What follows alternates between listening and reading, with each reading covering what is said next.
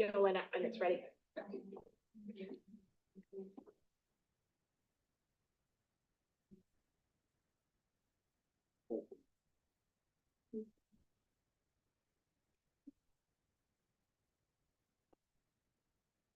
We are live on YouTube. So, and I'm going to record. Okay. Well, great, thank you.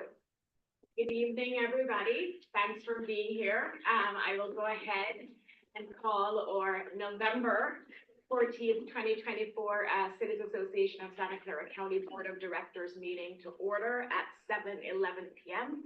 Shally, can you please call the roll? Ann Bybee. Present. Sheila Mohan. Present for Sheila Mohan. Okay. Nathan Larger. Here. Stanley Mock. Present. Matthew Hudes. Here. Carmen Montano. Or Evelyn Chua. David Elahi. Present. Mark Turner. Here. Margaret Abe-Koga. Or Pat Showalter. Okay. Greer Stone. Here. Rosemary Kamei. Or Sergio Jimenez. Kathy Watanabe. Here. Tina Walia. Here. Larry Klein. Here. With 11, we have quorum. Great, thank you, Shally. Next, let's move to public comment on non-agendized items. Do we have any members of the public in the room or online that would like to comment on non-agendized items? But no one online. Anyone in the room? Seeing none, let's move to the agenda, and our first item is our consent agenda, and we have two items. It's the minutes from our last board meeting of October 10th, 2024, and then our 2024 financial year in review. Any questions, comments on either of these items? If not, I will look for a motion to approve the consent agenda. Move So to approve. Second. Motion to approve the consent agenda as presented by Turner, second by Klein. All in favor? Aye. Any opposed? Motion passes. Great. All right, next is the president's update. And first, I want to start by saying congratulations to all the newly elected and re-elected mayors and council members. I'm sure many of you are celebrating that it's now behind you. And you can look ahead, but you know, regardless of the outcome of your personal election or other elections, just thank you for participating in the process. Thanks for sacrificing your time, and I'm sure many other things to do this on behalf of our community. So really, thank you, thank you, thank you. Also, this is our last board meeting, regular board meeting of the year. As you know, our next meeting, in quotations, will be our holiday party, which is confirmed and scheduled for Sunday, December 8th here in Los Altos. Shally will be sending the invite out tomorrow morning. So it starts at 5:30. I'll just give a high-level overview of the schedule for the party. So it's here in Los Altos at State Street Market. I don't know if you're familiar with State Street Market. So it's downtown. We will be having a social hour from 5:30 to 6:30 p.m. And then we'll move to an adjoining restaurant, which is called Chuchella, for dinner and the formal program from 6:30 to 8:30 p.m. And we have a couple surprises. And as you know, for the holiday party, when we have an election year, it's really thanking outgoing council members, welcoming new council members, and celebrating our successes this past year. Number one, obviously, being our JPA formation. So please RSVP as soon as the invite goes out. We are charging member cities $50 per person. Your cities should be able to cover it. So your staff and council members, both current and incoming, would be charged $50 per person. For other guests, meaning non-members, so that city that's not a member of the Cities Association yet, and other guests, they will have to pay $75. So we decided to have a difference between members, Cities Association members, and non-members. So $50 for members, and $75 for non-members. We do have a cap of 75 people for the restaurant, and so first come, first served. In the past, we normally have between 65 and 70, so we think 75 is a good number, but you never know. So please RSVP as soon as possible. Have your staff members RSVP and any incoming council members that you would like to invite. Please let them know. And then any questions on the holiday party? Okay, hope to see all of you there. And you'll notice that we're doing it on a Sunday. It's usually on a Thursday. On the consent agenda, we had the financial year in review, and this was a change this year where in the past, we would do a monthly financial update, and we all voted to move that to a quarterly update, and at the end of the year, we do a financial review. And we typically include a budget packet with that review. Because of the holiday expenses and a couple of other items that came up, Shali will be presenting that in January. So unfortunately, it's not part of our packet tonight. Here's Margaret. Congratulations. Thank you. One thing we wanted to note, though, for the holiday party, at the last board meeting, we talked about the cost of the holiday party and that we had budgeted $3,000. After talking with the restaurant and Los Altos Community Investments, who will actually co-sponsor the social hour and then dessert after the formal program, we realized that we needed an additional $2,000 to be transferred to the holiday party budget. The good news is, one, we already had a hefty surplus, but two, we didn't spend the $3,000 we had budgeted for a summer event, because that was fully sponsored by El Camino. So we had those funds in our budget, and so when Shali comes back in January, you'll see that additional $2,000 being transferred to the holiday party fund. Hopefully we don't spend the full $5,000, but we wanted enough of a cushion. So you'll see that in the January budget and the packet that she'll put together with the new treasurer. Another event I wanted to share with you, it's the upcoming CASCC Peninsula Division annual legislative update. This would be the third year they're doing it. As you know, the Peninsula Division consists of San Mateo County, Santa Clara County, and San Francisco. And we rotate where the event is held, where we invite the legislators to give us an update and their review and vision for the coming year.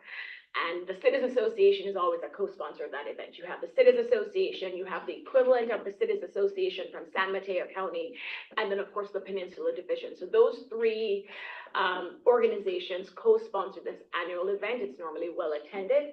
There is no monetary commitment. It's really just adding our name, logo, and encouraging our members to attend. It will be on Friday, January 24th. I think the start time is 5:30 p.m. and this year, because again, we rotate, it will be in San Mateo County. So please, I know Shali will forward that invite out too. Please look out for that invite. I know it may be a trek for many of us, Morgan Hill, Mayor Turner. Friday, 5:30 p.m. But it'd be great if we have a strong showing as we've had in the past from the Cities Association. And the last thing, speaking of Peninsula Division and CalCities, I attended the CalCities conference a few weeks ago, and I know many of you were there, and went to different sessions. And one of the sessions that I really enjoyed and I thought was relevant to the work that we're doing or will be doing in our cities was a session on e-bikes, right? Legislation, local city ordinances, and enforcement of e-bikes in our cities. It's definitely an issue here in Los Altos. We're getting a lot of emails from residents. It's mostly teens, and I won't say if I know them, who are biking downtown and not following any rules. And in their defense, the rules aren't clear sometimes.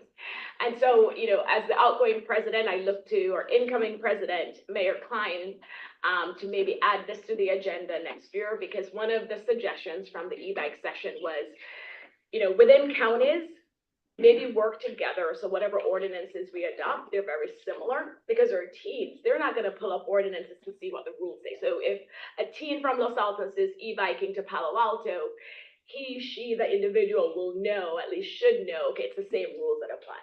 So when I was listening, I said, well, I'm the outgoing president, but I actually think it would be a good, item for the Cities Association to take on next year. And then with LAC, for incoming LAC chair, it's also to watch what the legislation looks like, because I know Cal Cities, and some cities at the conference also mentioned that they're going to advocate and push for legislation in public safety, or different police departments are definitely supporting this because it's an issue for them as well. So I thought I would share that. Any questions, comments on my report? Anyone wants to add anything about the conference, the Cal Cities conference? Anything? About this conference. So for the San Mateo event on the, Friday, January 24th. thank you. What, is the location been finalized on that? Life sciences. Is that Caltrain accessible, friendly, or not? I don't know. I don't think it is, because that's where they had it 2 years ago, and it's almost in an industrial park area with a lot of, so I don't know, Okay, but I don't think so. okay, just one. Yeah. Thank you. Maybe that's good feedback for 2 years from now when they're hosting again. Or another option is to carpool, right? Any other questions? I can just swing by from where I'm coming from, or just pick everything. You can get a bus. Bus. Or you can take a bus. I was gonna say an e-bike. Okay, I think that's my list. So if no questions or comments, let's see if there are any public comments on the president's update. But none of them. None online, none in the room. Then I will open my agenda, and so we'll move to item number 3, which is clean energy buildings, and we're fortunate to have Zoe Elizabeth from SBCE. And one of the reasons, this is our last meeting, we realized that this was one of our priorities this year, and we felt like we had touched on it a couple times, but maybe we needed a bigger agenda item focused on how we as cities can really continue to tackle climate change as our priority. And as the executive committee, we came up with the idea of having someone from SBCE to talk about policies, challenges, and opportunities for cities. And also, I'm happy to see Pat Burke here from Palo Alto, because I reached out to him as well, and I know we have Mayor Stone. But just also, sharing ideas about what we're doing in our individual cities. I know at the EC meeting, Margaret shared some things at CARB and Mountain View that I didn't know of. And I think that's how we benchmark and learn from each other. So with that, Zoe, I have to read your bio. It's what we do. And I know you have your team online. I see you have your CEO and board members. So Zoe serves as the Deputy Director of DCAR Programs and Policy at SBCE. She and her team work with 13 SBCE member jurisdictions to prepare for and plan an energy transition that benefits all. This includes providing technical resources for community-specific reach codes, around $20 million in grants to fund community demonstration projects at public buildings, and hosting a monthly gathering of member agency staff. Zoe has worked for and alongside local governments on issues of resilience, energy, and climate action for over 15 years, and has held leadership positions in academia, public agencies, and private consulting. She has a master's degree in urban planning from UCLA, where she focused on a regional approach to climate action. And of course, we're also fortunate to have SBCE's president as our second vice president, Ms. Tina Walia. And so we're just surrounded by a wealth of information here on SBCE and what we can do as cities. So with that, Zoe, I'm going to turn it over to you. Fantastic. Do you want me to share? Because I do have the access. Maybe that'll make it easy. Okay. So thank you all so much for inviting us to be here. It's been a very busy month for all of you in campaigning, and very busy couple of weeks. So really honored to get to be here and talk a little bit about buildings. I'm going to kind of go through, I know it's been lots of ups and downs and probably lots of questions people have over the Berkeley decision, and then also big opportunities that are coming up with the new 2025 code. So my aim is to give kind of a high level overview, talk about the resources that SBCE has to work alongside you all and support whatever your goals and ambitions are. and then open it up to questions and support you. I know most of you, but not everyone, so just to do my due diligence, I too just will say 1 minute about SBCE for anybody who might be wondering. So we are Silicon Valley Clean Energy. We're a joint powers authority that was formed, so we're governed by local elected officials. And we're a community choice energy provider, which basically means that we were formed to provide more local choice in where electricity purchases come from. We buy clean energy and then move that energy, those electrons move through PG&E lines and wires to our customers, which are from our the cities in our service territory. We serve about 96 or 97% of residential and commercial customers with clean energy at affordable and competitive prices. And then, because we are not a private entity, we have the great honor of getting to reinvest part of our proceeds back into our communities.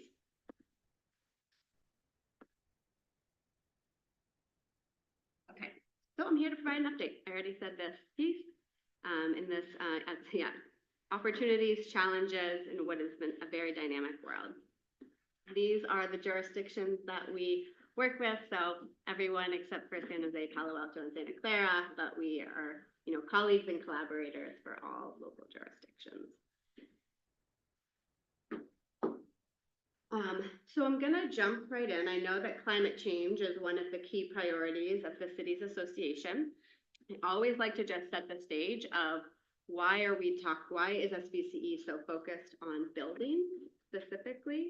So our mission, we were formed again by cities to basically help our jurisdictions, our communities to reduce dependence on fossil fuels. When you start to look at where the fossil fuels come from, this chart shows it pretty clearly, that 38% of greenhouse gas emissions in our service territory come from building appliances. I'm not going to go into this as much, but just an important note that also a lot of the air pollution in the Bay Area comes from these appliances, and actually more pollution, NOx emissions, which forms smog and causes asthma, comes from small appliances than comes from cars and power plants in the state. So it's a really big, important deal for not just climate change, but also for improving public health.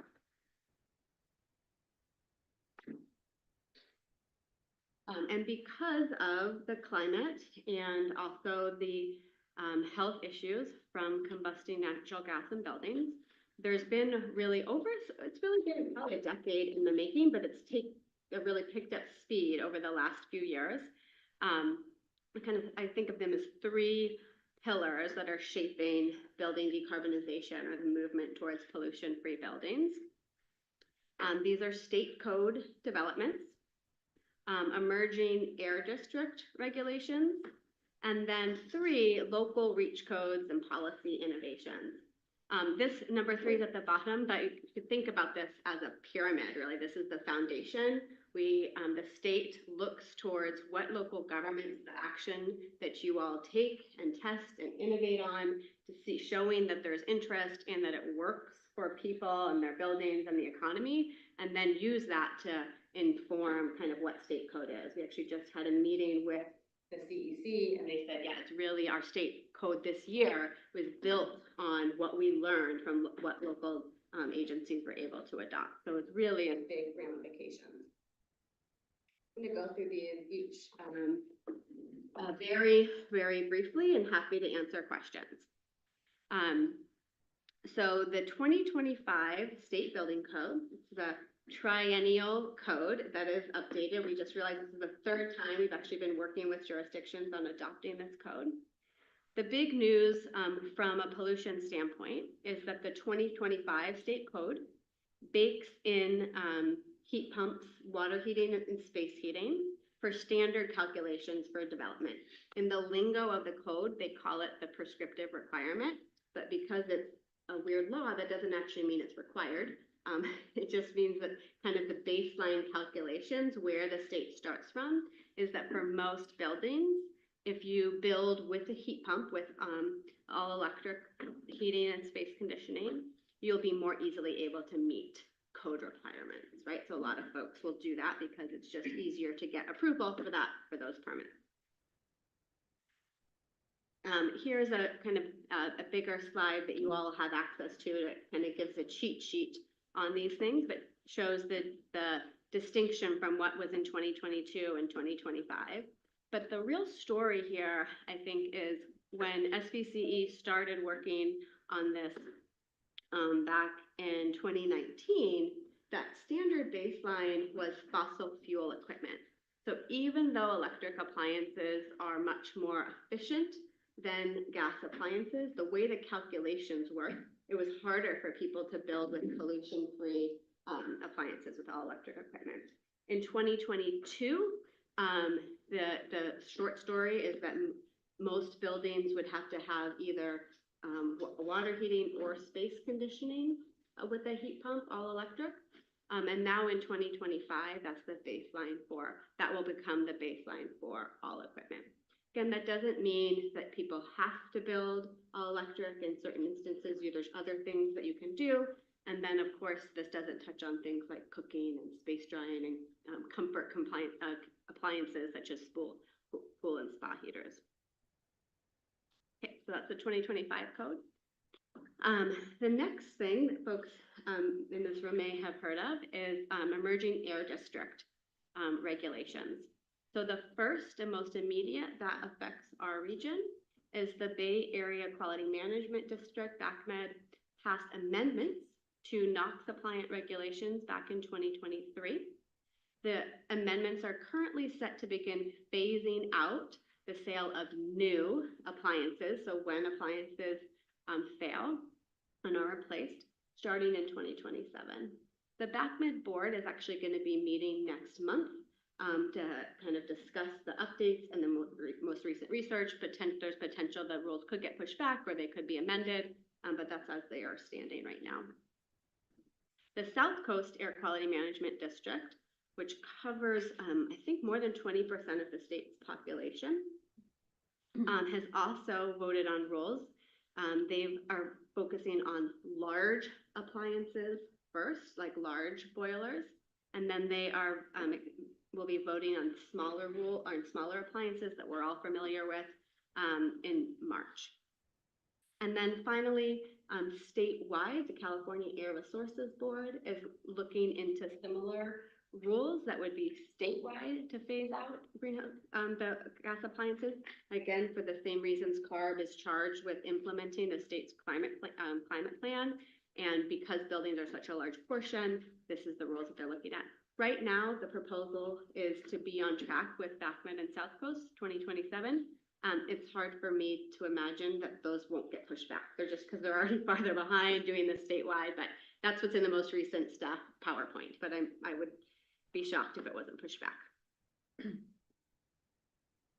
And then finally, all of you, what we're really here to talk about is local agencies always have the ability to adopt local codes on top of or enhancements to the state building code. So one, a celebration update of the impact that everyone had here. In 2022, all of our jurisdictions passed a building reach code or an EV reach code. And I just put one statistic here, I could have more, but our estimate is that these codes increased heat pump water heaters in our service territory, which are about half of that pollution I showed, 4x in just 3 years, which is much more than we can do with program incentives. The other great news is that because these things were done at the time of construction, they actually are at a very much lower cost. So it really makes a lot of economic sense. And that was all before the Berkeley ruling when people started to roll those things back. So there was still some progress made on reducing that pollution. And then as folks know, with the Berkeley lawsuit that was ongoing and ultimately Berkeley lost, just a kind of quick update here, and we're happy to kind of share more if people have questions. There's about 7 agencies. I put at least here because this is always a moving target, that since that ruling have adopted or considered new codes, either focused on air pollution or different ways, something called an energy performance code. And then for at least 5 jurisdictions who have suspended their code. Okay, so options for 2025, what comes next, what's out there. So these are kind of the options that we're working with our jurisdictions on, and we're really thinking a lot about this as preparation, right? As these rules are coming down from air districts and coming down from the state, what can local communities do to reduce friction, to make sure that the switch to electric appliance isn't a shock and is as uncost prohibitive as possible, whatever that word is that I'm looking for, but it's really kind of an easier and smoother transition. And so we've got some examples that we can talk through. Other things are modernizing permit to ease the installation of heat pumps. And since I'm in Los Altos, I can also give a great shout out to the town of Los Altos, which actually is one of, I think, 2 of our jurisdictions that does immediate permits for heat pump water heaters. That is not always the case, but it's really important because when you get your water heater, you don't want to wait for a permit, right? It's usually at the time of failure. And sometimes that can take several days or a couple weeks. And so, and Monte Sereno is the other jurisdiction. So that's a really good improvement that we get to also take up to the state and talk about the innovation that's happening. Because they want to pass new laws, I guess 901, that would be forcing permitting, right? And so showing that cities are already doing that is a huge thing. And then finally, adopting new construction codes that support or simplifies pollution in new buildings. A lot of cities are want to reduce pollution, but they also want to do it in a way that's not complicated for city staff, and so are looking for codes that can make the process smoother and easier. We are here to support you. That's what we were set up and designed to do. My team with Tony and Eric and Jessica who are on that is all our team really does. We're here to support our member jurisdictions. And our board committed $4 million in technical resources and other support to really help you kind of create tailored codes and policies that work for your community. This is what we're doing. We're actively working with each of our jurisdictions. I've got a couple of kind of samples here, but I won't go into those. I'll kind of answer any questions. And then this is just to end on kind of the level of impact. Because, building codes and permitting, some people don't really understand how powerful and profound these seemingly bureaucratic changes can be. But we kind of did some estimates. If we had all of our jurisdictions set building codes that basically said, hey, if you're going to tap into your walls for doing any kind of changes, small remodels, or there's some sort of change that you're doing in your house and you're going into that drywall and you say, hey, we're going to have you do that pre-wiring for those electric appliances now, meaning that when you have to change out those appliances, you're ready, it's easy, it's more cost effective, it's just like smart common sense. We could have tens of thousands of electric ready homes by 2030 with just that kind of small bit of common sense. If we had people when they were upgrading to air conditioning, which a lot of folks are doing, make sure that that is a heat pump. It means that you need to have 1 piece of equipment to heat and cool your house instead of 2.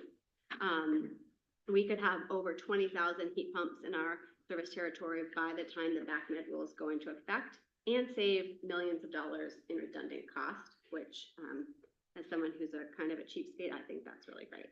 Nobody wants multiple things.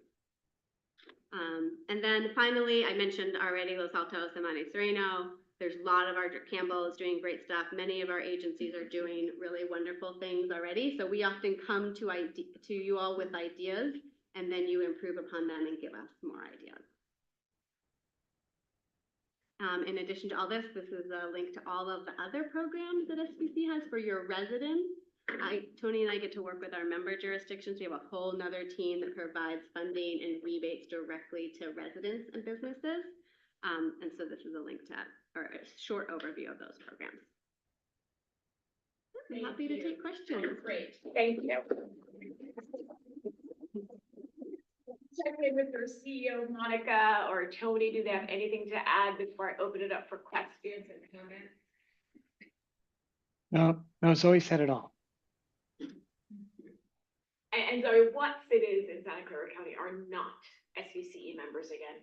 Santa Clara, Palo Alto, and San Jose. So those three. All right, questions for Zoe and, questions, comments, and I do want to do almost like a roundtable to hear what else are other cities doing, so we can share ideas. So questions for Zoe? Question. The rebates that you have, how much do you have remaining in your rebate pot and how long can that last? Really great question. So for our general, I actually have the date. I'm gonna close this in case I need to pull it up. But our program funding goes out right now, the way our budget cycle works, about 3 years at a time. So we have, I don't want to sort through my email. It's funny, I just created this slide for a presentation of coming up. So we can make sure we get the exact number, but we have around $100 million. And then we spend down, I think we're projected to spend down around $64 million per year in program funding. I know. So for those people that are considering heat pumps for their properties, with respect to efficiency over, let's say, a gas furnace, what is the efficiency? How much is it gonna cost me, not me, but a person to use a heat pump versus using a furnace? Yeah, great question. So Gas furnace, sorry. okay, great question. It's a complicated question. So I'm Yes, it gonna break it into two pieces. So on the efficiency side, heat pumps have this magic thing where they're about 400 times as efficient as a furnace when you kind of measure BTUs to BTUs. They just actually can create more. I'm not an engineer, but since I talked to the engineers on our team, they can actually create more energy than they use. They're incredibly efficient. There's not a lot of waste. But the way that we pay for energy, of course, is different because it varies by the time of day. And also the real savings that you're having is between electric costs and gas costs. So today, our broad estimate is that for heat pump water heaters, which is not the furnace side, that for heat pump water heaters, the average customer will save about $20 a month compared to a gas water heater. On furnaces, it varies a lot because it varies based on cooling load. If you have air conditioning now, if you don't have air conditioning now, and the level of the furnace. But in general, your bills can go up, or there can be modest savings. Thank you. Yeah, absolutely. Question? Comment? Are you still on the board? No. No. Who's the Montessori rep? Brian, make a check. Any questions, comments? Anyone wants to share what else they're doing in their cities, Pat or Mayor Stone? Since you guys are not members of SGCE. Yeah, be glad to. So, because we own our own utility like Santa Clara, we have some greater control than through the CCAs, but the CCAs are just doing incredible work, and we're really trying to learn off of each other as we're each moving forward. And so that's really valuable. Our climate plan has been a citywide reduction, 80% by 2030. And out of our remaining GHGs, 60% are still in transportation. And so transportation is technically outside of this scope, but there's really a nexus there. But 3 years ago, when we started going from some small pilot programs to scaling toward a heat pump water heater replacement program upon end of life, not upon what's called burnout. So we try and anticipate it so that you're not replacing it when you have your hot water, you're replacing it in the year before your heat pump burns out. Our utilities department said, time out. We're taxing all of our transformers in all our residential area, and we're gonna need a decade to upgrade the whole system, and you can't go forward with this program at this time. We said, we hear your problem, that's not gonna happen, now let's look at solving the problem. Well, and it didn't make sense, because they were saying that it was home electrification is driving that. And I go, we haven't electrified that many homes yet.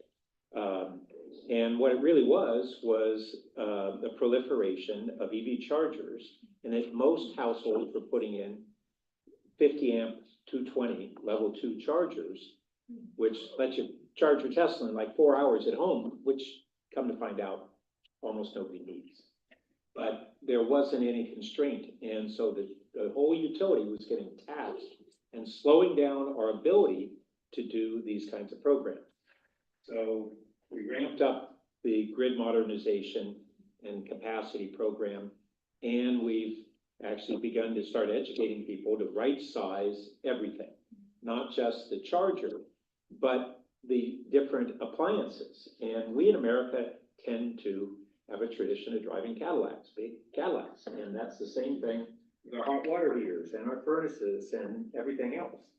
And so a couple things that we've done is we now have an emergency replacement program, and that was really important.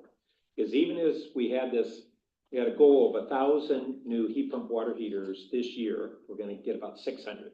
But it's ramping up, and it's about as much as anybody's done. We had to get a lot of bugs out, and one of the bugs was, even though we're doing all this outreach to try and tell people to do it proactively, half of them were from burnout. And they said, I lost hot water, I got 2 kids, I can't wait 3 weeks to get this installed. So we've put in a replacement program, and they can either get an emergency gas one or an emergency electric heat pump, and that until they get their permanent one.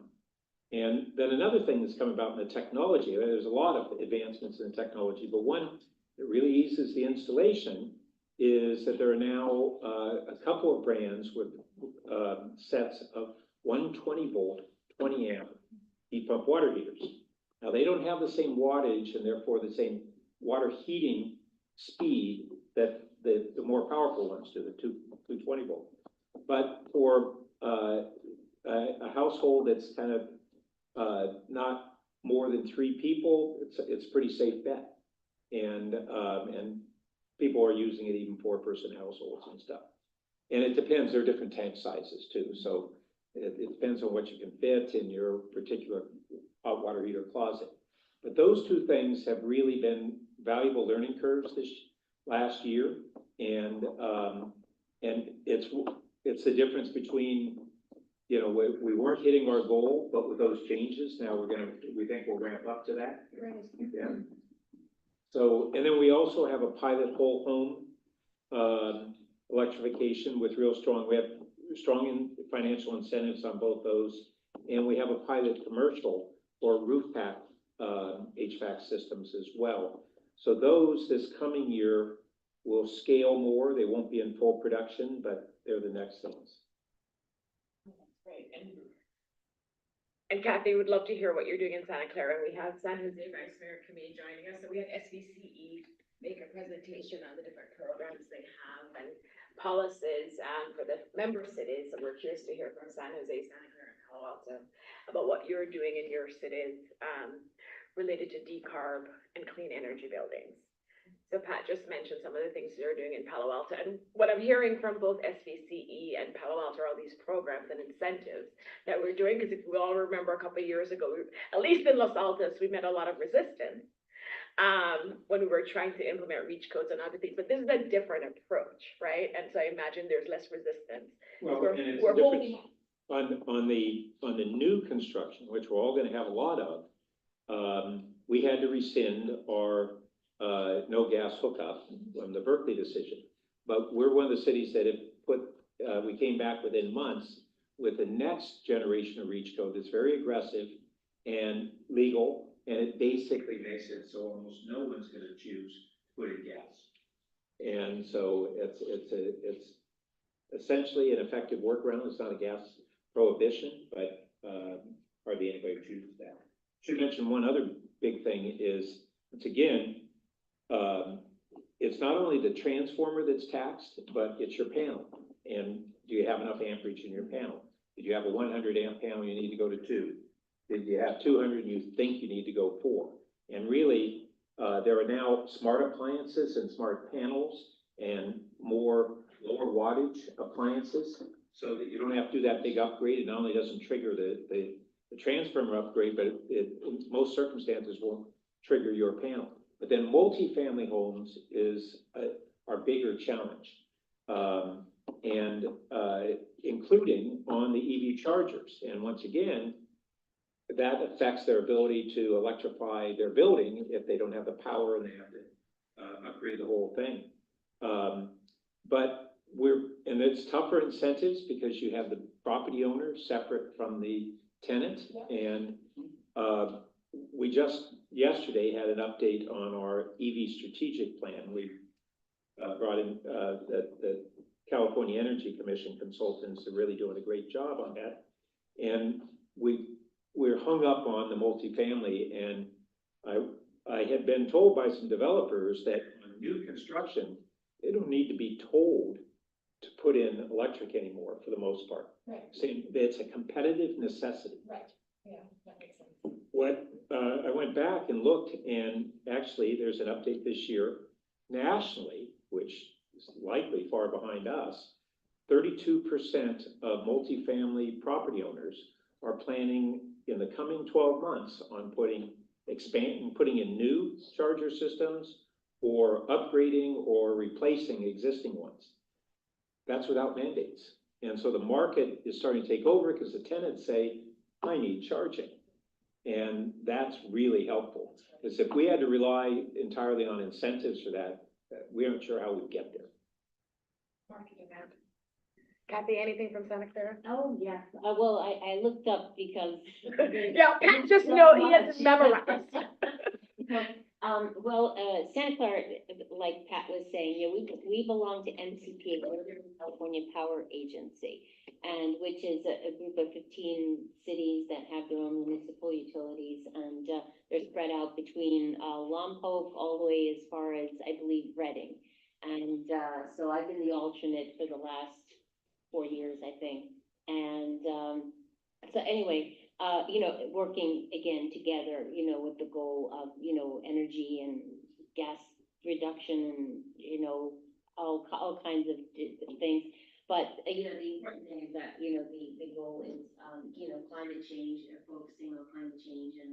And one of the things that they're working on is with the Lodi Energy Center is focusing on hydrogen and how to expand on hydrogen, using hydrogen as a fuel. And actually, I've been to Washington twice, focusing on that, advocating, and to just get it more, you know, focused on in the state of California. So that was very exciting to be a part of that, and actually I'm going to miss that. So, but Santa Clara, you know, we did pass a climate action plan. We also passed the REACH codes. I think it was about 3 years ago, and but you know, Silicon Valley Power, which is our municipal utility, you know, they do offer a lot of rebates with, you know, and incentives in an effort to, you know, get people to switch over. And what I found interesting, Zoe, when you were talking about the building codes and changing things out, our water heater went out about a year ago, and my husband really wanted to go with the heat pump water heater, and we went to Home Depot, looked at all of the rebates and everything, and the problem we had was that in our garage we didn't have the ability to install it, and so and we had 2 guys come out to give us estimates, and it was going to be it was cost prohibitive, really. And so my husband said, just forget about it, we're just going to stick with the gas heater. So you didn't hear me say that, but you know, but going forward, I mean, these are things that we need to look at in terms of building codes, changing building codes, and putting in, you know, putting the ability in there to so that people can have it built in, so that they can, you know, take, you know, these initiatives to install, you know, electric heaters and to upgrade in their homes. So because it was definitely a problem for us. We wanted to do it, but it was just too cost prohibitive. So anyway, that's just an oversight of what we're doing. Rosemary, anything? And I know I'm putting you on the spot. Yes, and I apologize for coming in late. This is my third meeting in a very short window. I was at the But- meeting with you. I was there. That's right. You know, one of the things that we did in this last budget cycle is to create the incentives. I think that, I don't know, about other areas, but I've been, hearing more from my constituents who are, on the older side, you know, the older demographics who are still living in their homes. And the fears, I really like what you said, Pat, regarding the emergency program, because there's this element of fear, right? That, oh my gosh, it's gonna go out. And, you know, we're supposed to do this by 2027. How is that gonna happen? And all of that. So there's a little bit of like anxiety. And the fact that you would have an emergency type of program that people can go to is something that, you know, I'd like to see in San Jose. So it's a great idea. But I also know that we've actually put in some money into creating the incentives so that you have people who are the early adopters to come on board and all of that. Of course, everything that's new is required to be electric. But, you know, sometimes it's not the either homeowner or the building, or, you know, it's not so much the property owner who would be the barrier, but connecting to PG&E and getting that line. If you have to change your panel, I have a neighbor who has been waiting 2 years, and they haven't been able to get PG to come out. You know, to sort of like upgrade, right? And, you know, like, I know another person who wants to upgrade their panel, right? And the quote was $90,000. Well, you know, if you're upgrading your kitchen and all of that, and this is an additional just to get PG&E to come out and, you know, sort of like make the line bigger, and when? So I think that there's a lot of complexity. It's not just a matter of I mean, I think that the rebates are great. I think that we have started that process and we've put money in the budget for that. But I think that it can be a little bit more complicated than that. And, you know, I'm glad to learn from others as to what's working, because it's gonna be very expensive. And then you're gonna have situations where even if you wanted to do it, if you don't have the ability to get PG&E to come out, that's a big problem. And you hit the two nails, on their heads, which is, you know, put the resistance aside, but it's the idea that, one, we have to figure out how to make it easy, right? And also affordable, right? Because I think those two things get in the way all the time. Zoe, any comments? And I'm curious to hear about the $100 million rebate program. How to get the word out even more. I'll clarify. We need more, actually, I will say, but, so yes and yes, that's like everything that you all said, and we hear the same thing. A lot of times when people are trying to make a change in an emergency situation, it's really hard right now. There's not enough contractors have enough information about all of these things. So all of these things, absolutely. I love the idea, easy and affordable. That's where we should be moving towards. I do think a lot of that ease and affordability actually starts with updates to building codes, because the way that you can get, I sometimes feel like I'm just beating this drum, but it's really the way that you actually get places prepared. I know when I own my home, it's like, I want to know that if I'm messing with the wall, that I've kind of done the things that are getting me ready, right? So that's really the only way that this is going to happen. It's going to be building by building when people are already doing work, because when you have an emergency situation, you don't want to extend that, because that also, an emergency situation, things cost too much money. So that would be one thing. And then the other piece, we are really big proponents of what we call it appropriate power sizing for equipment. And so there are very, very few homes that should need to upgrade their panel for a heat pump water heater, or even to electrify their home. This is something that we really thought was necessary a couple of years ago, and the kind of changes in technology, but this also better research on how we actually use power electricity in our home is that nearly all homes can electrify on 100 amps. And so a piece of that is just training contractors to do that. It's training building staff, actually. That's one of the big pieces that we do is working with our building agency staff so that they can understand that. But that's a big shift that is happening. And so I think it's actually one of the challenges that I won't say that we've solved, but the solution really exists, and it's about education. And then when I was referring to our overarching programs budget, not just for heat pumps, but if you really look at the need for building electrification and we want to do it affordably, it is looking at that kind of level of hundreds of millions of dollars that need to be invested over time to do this in a way that it's not a shock to the system, right? So that's thinking about partnerships with the state. I keep saying we need to think about infrastructure level of funding to make this so that it's not on the backs of homes and businesses. Thank you. And thanks everybody for sharing. Oh, go ahead, Jared. No, I just wanted to offer, since Vice Mayor Kamei came in more or less halfway through the question, lest anyone think that San Jose is derelict, they do actually have their own CCA, which is San Jose Clean Energy, and does an awful lot of the same work that Silicon Valley Clean Energy does, and they partner on all kinds of things. You'll see them at the same events. And the city is also in the process, actually, of not to let, Santa Clara and Palo Alto steal all the thunder here, establish its own utility. Municipal utility Yes. Word. I didn't want to bring that up, but we're exploring. We've established the legal infrastructure yeah. for it.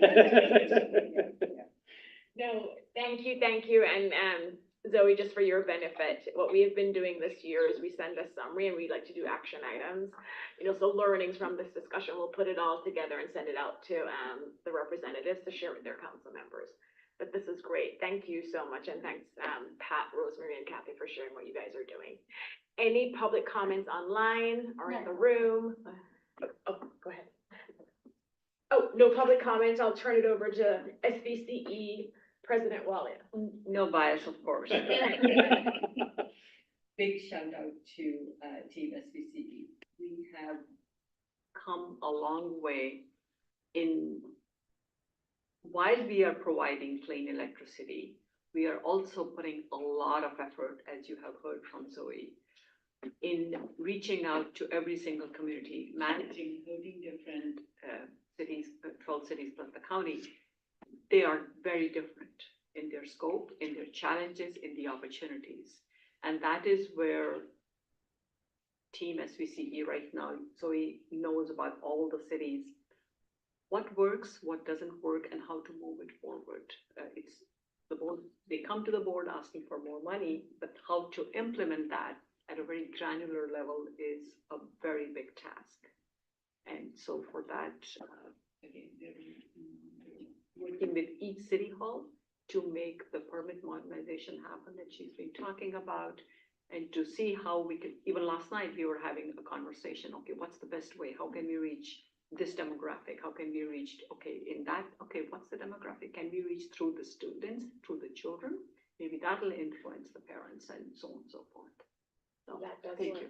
Yeah, and training I was waiting for you to say that, training the contractors that came out of some meetings, that was a big gap at that time, and SVC invests. What I'm trying to say is, and SVC is investing in different forms at different levels wherever we find there is a gap. And that's just phenomenal, breaking results. Yeah, great. Thanks, you guys came on board. So thanks again for being here. Okay, we'll keep moving. Our next agenda item is synthetic cannabis. And we have a speaker, Matt Savage, who's with the County's Department of Public Health. And I'll read your Matt, but I will say, the ECE board members really want to compliment Matt, because he was very persistent in a great way to try to get in front of us. He never gave up. We kept saying, we don't have space on our agenda, and he'd follow up with an email saying, can you fit me in? And so this is our last meeting, Matt, and we're able to fit you in for 10 minutes. That's great. I appreciate it. So let me do your brief bio. So Matt's a program manager for the Substance Abuse Prevention Program. The program educates elected officials, community leaders, and residents about policies to help prevent underage substance abuse. He previously worked as the healthcare policy aide for Supervisor Semidian from 2019 to 2023, and as a council aide for then Councilmember Sylvia Arena from 2017 to 2019. He has a master's degree in healthcare administration from Cal State East Bay and an undergrad degree in political science from Lewis and Clark College. Thanks for being here, Matt. Thank you. Thank you so much for having me. Thank you for taking time out of a busy Thursday evening for having me. Go ahead and make the next slide, Shelley. So I'm with the Substance Use Prevention Policy Program. We kind of grew out of the tobacco prevention program, partially because county staff would visit tobacco retailers and see these strange cannabis products that weren't really sure what they were.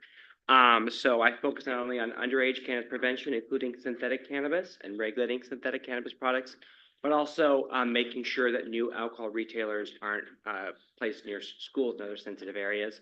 And our program is very fortunate to receive funding both from the Behavioral Health Department and from the California Department of Public Health. Next slide, please. Next slide, please. Oh, sorry, previous slide. I'm so sorry. So what is synthetic cannabis? I'm going to guess most of you have never heard of synthetic cannabis before. I had never heard of it until I started this job. It's possible you've heard of Delta 8 or intoxicating hemp, but this is really something that's kind of under the radar. What happens if you take the cannabis sativa plant and you extract hemp, which is not psychoactive, you use it to make rope or clothing or even, breakfast cereal.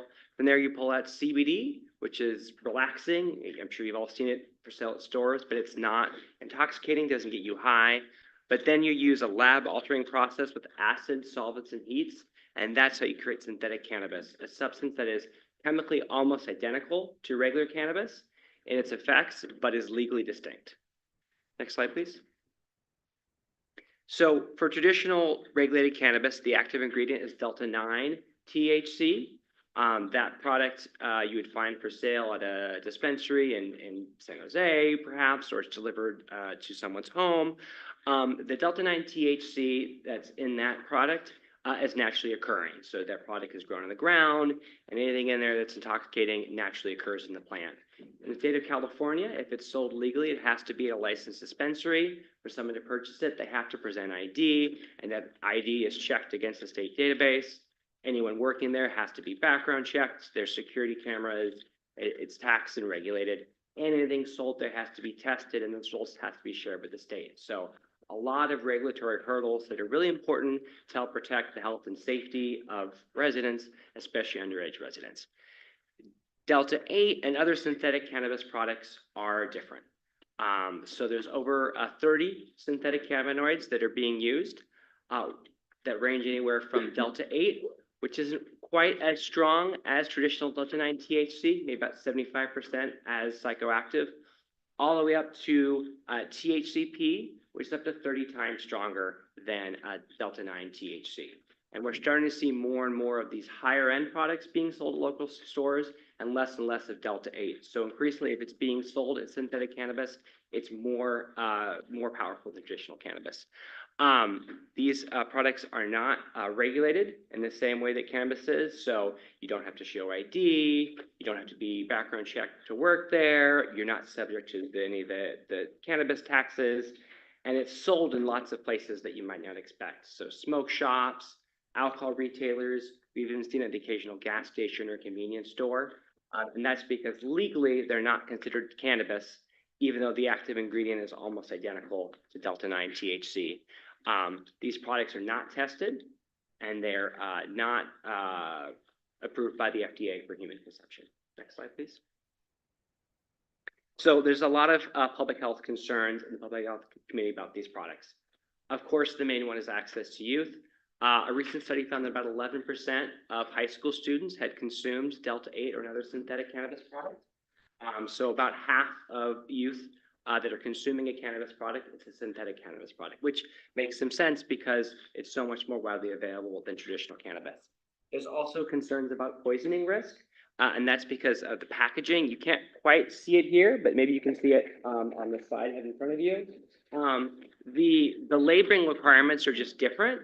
So for the edible products, they're more likely to look like consumer candies or consumer snack goods. So more and more young people are consuming them accidentally. They're not trying to get high.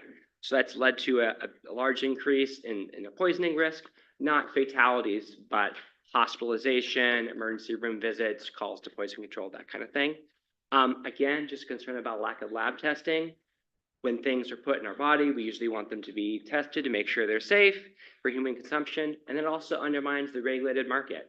San Jose, Mountain View, other cities in the state put a lot of effort into a regulatory regime that, you know, protects health and safety, and this is undermining that market. You know, they're not paying the taxes, they're not background checking their employees, et cetera, and that's undercutting the legal market.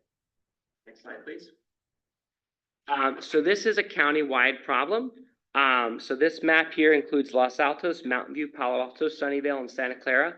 All cities I visited in February, June, and July, where I found these products being sold. You can see this picture here. These are THC beverages being sold in the city of Sunnyvale. Next slide. To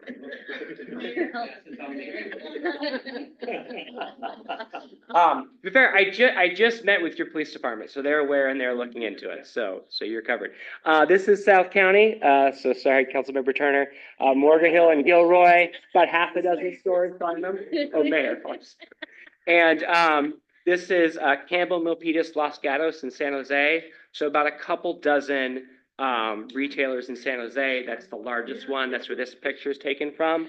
But yeah, of the 15 cities, about 10 were selling these products when I visited them earlier this year. Next slide, please.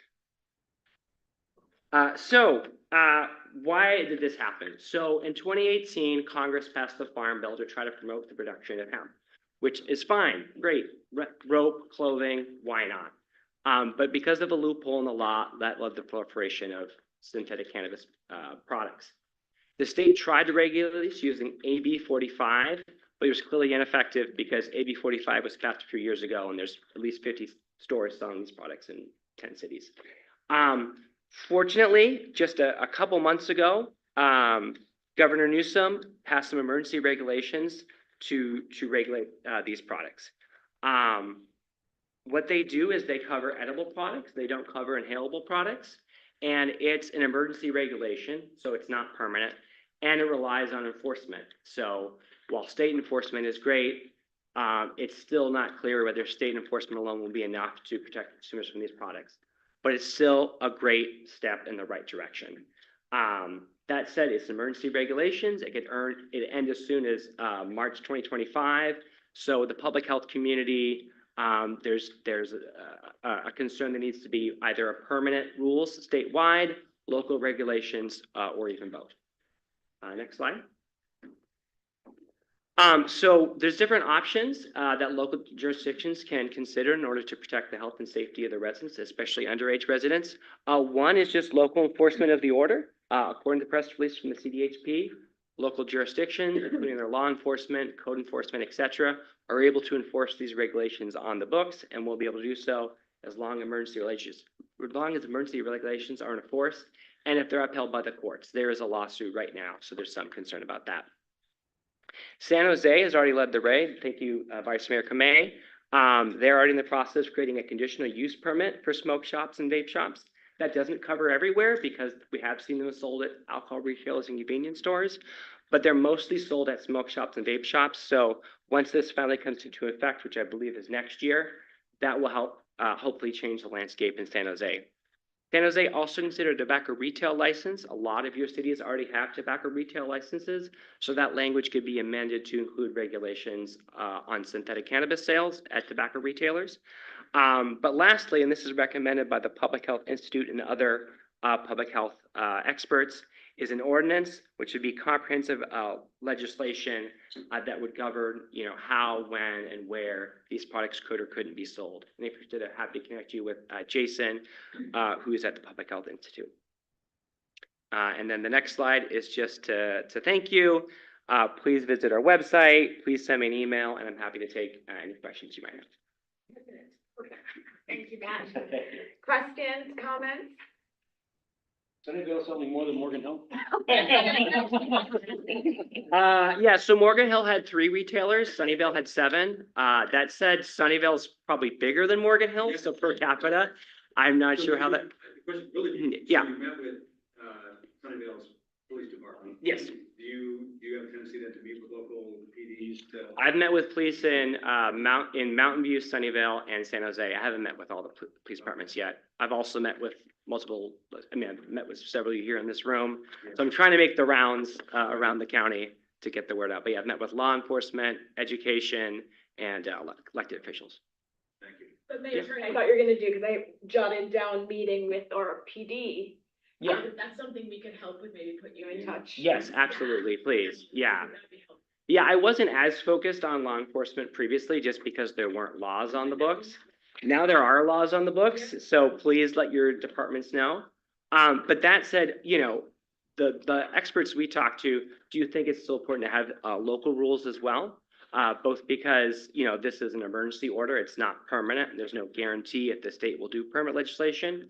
But also just, you know your own communities, you have your own land use laws, and, you know, you can decide, you know, what products can be sold and where. I see you, Mayor Kern. The ordinance that you mentioned, Jason is that a template that we can? Okay. Yeah. great. Mayor Kern? Yes, so is the state doing anything or plans that you've heard of for? Yeah, so they just did a press release. I think they visited some stores in like the Central Valley, and they visited some stores in the Sacramento area. I think they probably will do some more visits. I'll certainly let you guys know if they start visiting stores in our area. But, you know, the state just has limited resources, so I think they're gonna do probably some big flashy things and get a headline, but they're not gonna visit, you know, all 50 stores in Santa Clara County if they visited. Yeah. Is it more, you know? Yeah, so they are. Coming next year, and then of course, from a education to parents to. Yes. What's happening in the county? Yeah, so the flyer you have actually is designed for parents and care, not designed for elected officials. So in Sunnyvale, you know, I've been to Columbia, Okay. I've been to Peterson, which is a Santa Clara school, but it's in Sunnyvale. I'm meeting with MVLA next week. I've spoken in San Jose a couple times. I have a woman that works with me who just does community education for this. But that said, you know, definitely letting schools know, letting parents know is important. Because even if we do pass a law at the state level and local legislation, we all know that, you know, young people are going to try to get substances. So having parents talking to youth about this is the most effective thing to do. Thank you. Yeah, I definitely understand the need for localized enforcement and education, et cetera. I'm not sure I really understand the argument for local ordinances versus state law, since cannabis is legal at the state level. It's not on an individual, city by city basis. I mean, part of it's because of land use laws and what can be sold in which locations. It's also because the state rules right now, they're temporary, it's not legislation. If statewide permanent legislation were to pass, then that might be less of a need for local legislation. But right now, it's an executive order that could end. It's already subject to a court challenge, and it's probably not a permanent solution. If a permanent solution does arise, there's also a possibility that they would just move it into the dispensary market, which means that local cities would have to decide whether or not to allow these products to be sold at dispensaries. But yeah, I mean, part of it is TBD. This is changing very quickly. So we were recommending and still recommend local cities pass ordinances before there was a statewide emergency ordinance. I would say until there's statewide legislation, it's still something cities can consider. And Yeah. the legal challenges that you're anticipating at the state level, would they also apply to the local ordinance? I mean, I'm not a lawyer, but not necessarily. So the hemp industry, which is a $29 billion industry, is actually only slightly smaller than the cannabis industry, sued the emergency regulations because they were an emergency regulation and not done through the legislature. If they were done through the legislature, it's still possible you could see a legal challenge, but I think there'd be less standing. You sound like a lawyer, man. I've had to learn a lot about this in the last year and a half. For local, Mhm. ordinances, do you Yeah. have any sort of a template or language we could use? Yeah, the Public Health Institute does. I'd be happy to send it to you. Maybe- Yeah. Would you do it, okay, and can we get your email? Yeah, it's on the next slide. So I'll Yeah. email this, Oh, presentation. okay, that'd be great. And can you share those 3 stores with me? I don't remember them, and I do, There- if you email me, I do have them on a list somewhere. So when I meet with city council members individually, then I will have a slide that just like, so like I met with Councilmember Abakoga, earlier this year. I actually had a slide that had all the stores and where they were in the city. But because there's 50, it would take me, 10 slides to do all of them. Yeah, no, Morgan, I think it was just 2 or 3. It wasn't a lot. Oh, thank you. Any public comments online or in the room? Nothing online. Nothing. Thank you, Matt. Thank you all very much. Take care. Next, we will move to the housing element update roundtable. And this is another topic that we've been trying to get on our agenda all year. And just quick background, we all just went through the housing element update process. I think all the cities in Santa Clara County been approved now. Right? Yes. Except for except for the county. That's Matt. I'm not boarding anymore. So just quick background on why we wanted to have this discussion. So last year, HCD brought together different stakeholders at the COG level to discuss feedback, lessons learned from the 6th cycle RENA process. So they went through that whole process. There were a lot of community meetings and COG agenda items on this topic. And they actually came up with a list of recommendations that were finalized May of this year. So this process started last year, called it Future 2040. It's recommendations to the state legislature on things they can do to improve the RENA process. And so they presented it to the ABAG board May 2024, so a couple of months ago. And so this is really the start of the process. When I saw the report, it's at a very high level. And listening to us here at Citizens Association every month where we talk about where we are in the process, the challenges we were having, we thought it would be a good topic for us to discuss. Now is the time to provide that feedback at the ABAG level, and we'll see what happens next year with legislation, because a lot of the changes that were recommended at the COG level are changes that need to be made to the California Government Code, right? So these are legislative changes. So, this could just be an opportunity for us to share, commiserate, whatever, but just going through this year, I thought it would be very helpful for us to share experiences going through the RENA, the HEU process, and whatever feedback we want to provide to ABAG, so that when they move forward next year with advocating for legislation, we would at least have a letter or something in the file saying this is what Santa Clara County Cities experienced. These are the changes we'd love to see. And I will tell you, we do have a voice. At ABAG, they do listen to Santa Clara County for many reasons. So I'm going to open it up. It's really just an open discussion. And we could do this next year, but one of the reasons why we thought it'd be better to do it with this board is we went through HEU together, right? We're gonna have new council members next year that may not even know what the RENA process is. They didn't go through the HEU update process.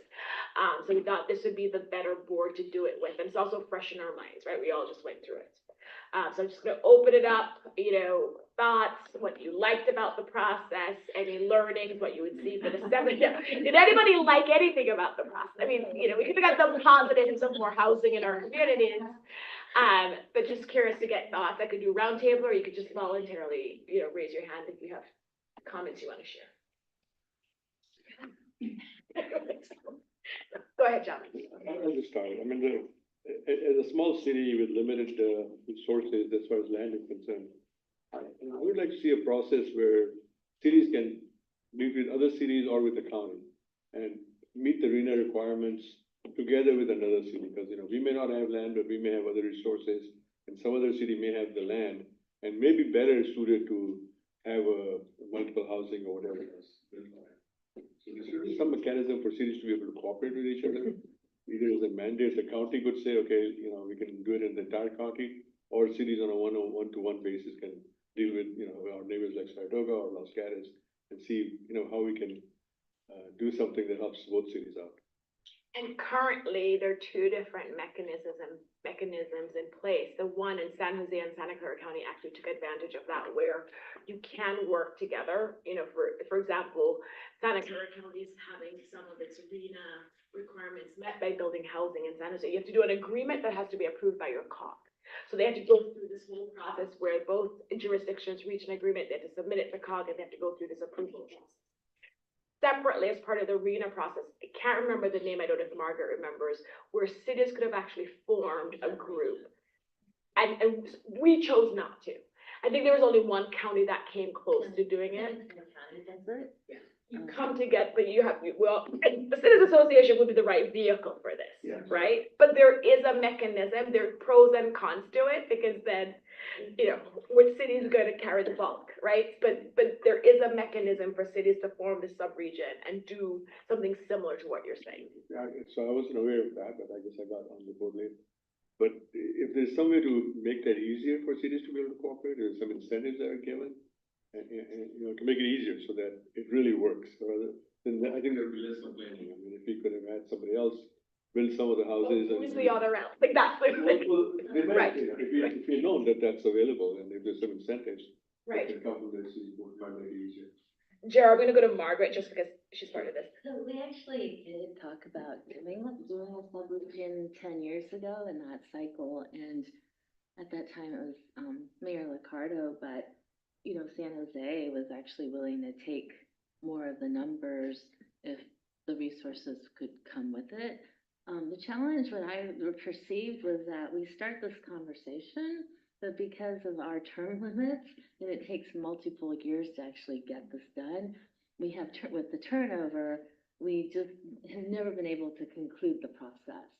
So that's the challenge. Like, you know, if all of us are gonna be here for the next, because the next cycle is 2031, like, we should be starting it now. To be frank, it takes a long time, but then, you know, we'll have turnover, so that's always been the challenge.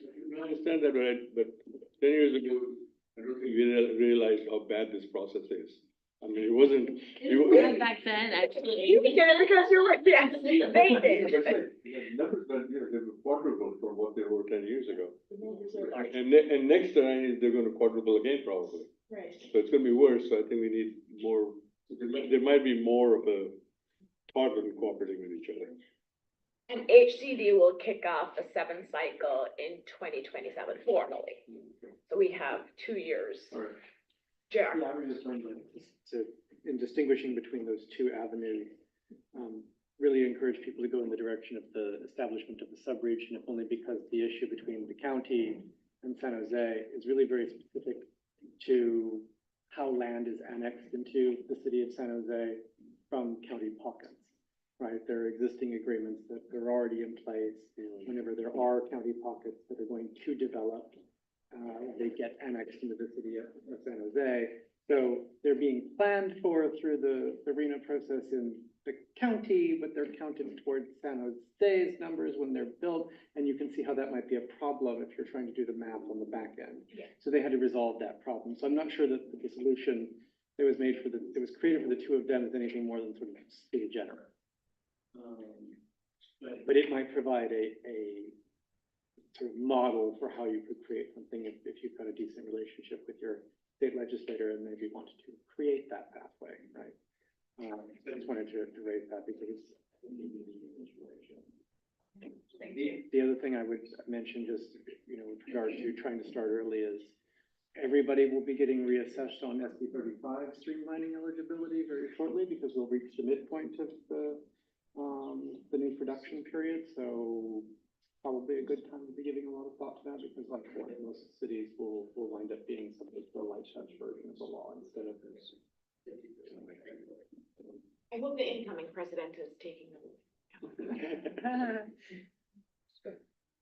Yeah, terrible process. And one of the great frustrations we had in Palo Alto was the influence that non-elected housing advocacy groups would have, and how HCD would put so much weight on one group and would completely ignore other community groups within Palo Alto that just seemed fundamentally unfair. I mean, one example, we would identify housing sites.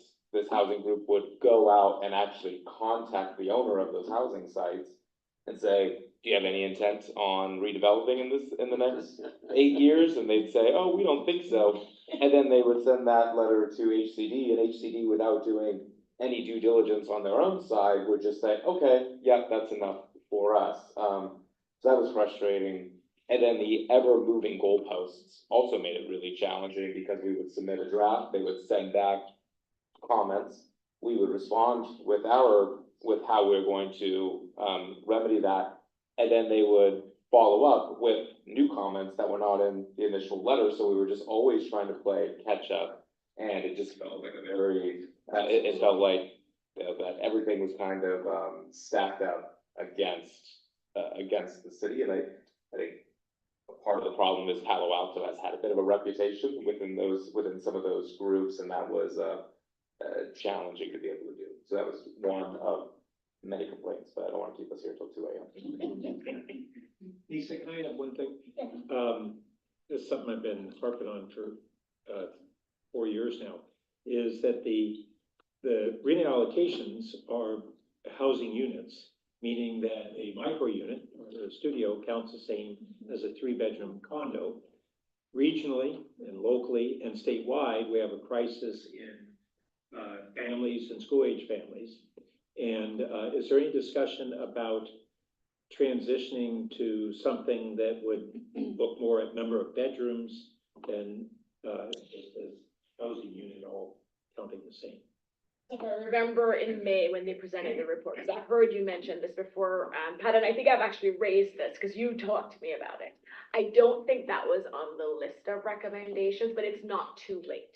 And, you know, we have a statewide initiative through the education department to try to figure out how we bring back and resuscitate the numbers of children in our schools, which is in a rapid decline. And so HCD's initiatives are running counter to that and actually undermining it. And as in our communities, as we want balance in our communities of all housing types, we're running up against a disincentive.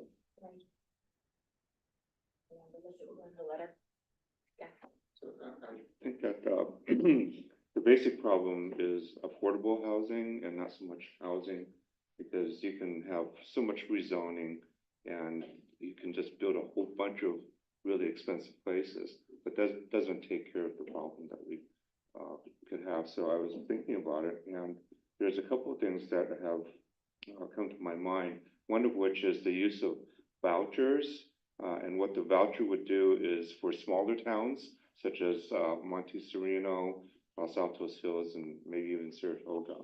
What we could do is maybe put some money into another city so that they can have their situation improved upon and give them funding, because a lot of the people that are actually homeless or unhoused are in those other cities.